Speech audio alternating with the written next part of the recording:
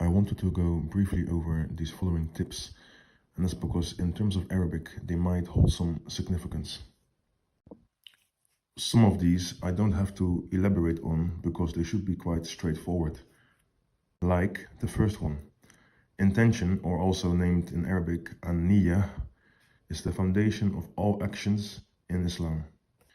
So if the intention or the niyyah is the foundation of all actions, therefore it is the first thing we should discuss. However, it shouldn't be something we discuss for too long.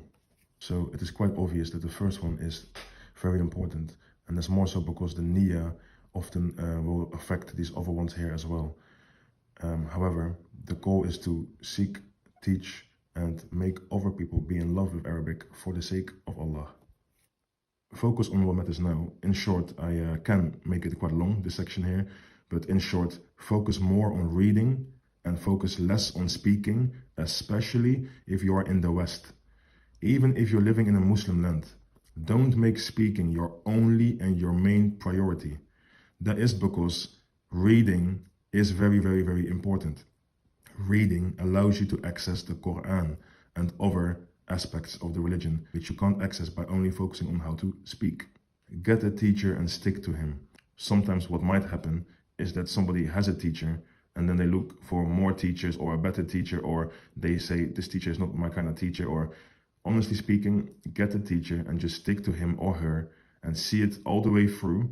Sometimes we find that a person might hop left, right, and center from teacher to teacher, and this can be quite harmful for your development in the Arabic language. In short, get a teacher and just stick to him and see it all the way through.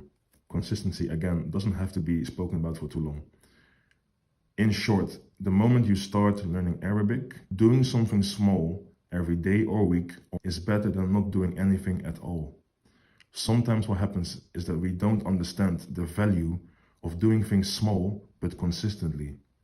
In Arabic, when someone learns small amounts of information, however, consistently, what happens is that you get a snowball effect. What I mean by this is that over time, these small steps you've taken and these small pieces of information you've digested, they will add up to your overall storage of knowledge. And that can only be acquired by doing something consistently, because if you don't do it consistently, what happens is that the storage of your knowledge will deplete. However, it is actually easier to be consistent but small. 10 minutes a day, 15 minutes a day, or an hour a week, or 3 hours or half an hour, even a month is much more better than not doing anything at all, or doing something big one time and then stopping. Learn how to do something consistent, even if it's small, even if it looks insignificant. Ask, ask, ask. In short, don't be shy to ask people questions, and don't be shy to ask for clarification. Your teacher is there to help you. Sometimes a teacher might give off the energy that he doesn't want to be asked anything. If this is true, then you ask someone else. Maybe he's busy, maybe he has so much other things to do.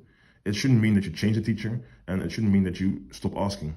Find someone else to ask, especially a friend, or someone else that you know that learned Arabic.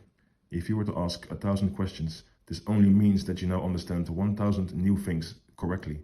So definitely work on asking, and don't be shy or scared to ask. Dua, again, very straightforward. Just make dua for Allah to give you understanding of the Arabic language, and ask Allah to make you proficient, skilled, for the right reasons, obviously. In Arabic, there's a saying, as-sahib sahib, that your friend is someone who pulls you. Either a friend can pull you to good, or a friend can pull you to bad. So in this case of learning Arabic, we only want friends who pull us to good, who make us want to learn Arabic more, who make us more motivated to continue learning Arabic. As for a spouse, in short, life is more sweeter in marriage when your spouse is on the same page as you. If you love Arabic and so does your spouse, this can be a cause for a great loving relationship. However, specifically with Arabic, it is more advised that you marry someone who is either learning Arabic actively, or they love Arabic, so they will learn Arabic, or they already learned Arabic to a high degree. And that's because if you know you love Arabic and your spouse loves Arabic, this can only be a cause of much benefit within the marriage. Wallahu a'lam. قال رب إني ظلمت نفسي فاغفر لي فغفر له إنه هو الغفور الرحيم. قال رب بما أنعمت علي فلن أكون ظهيرا للمجرمين.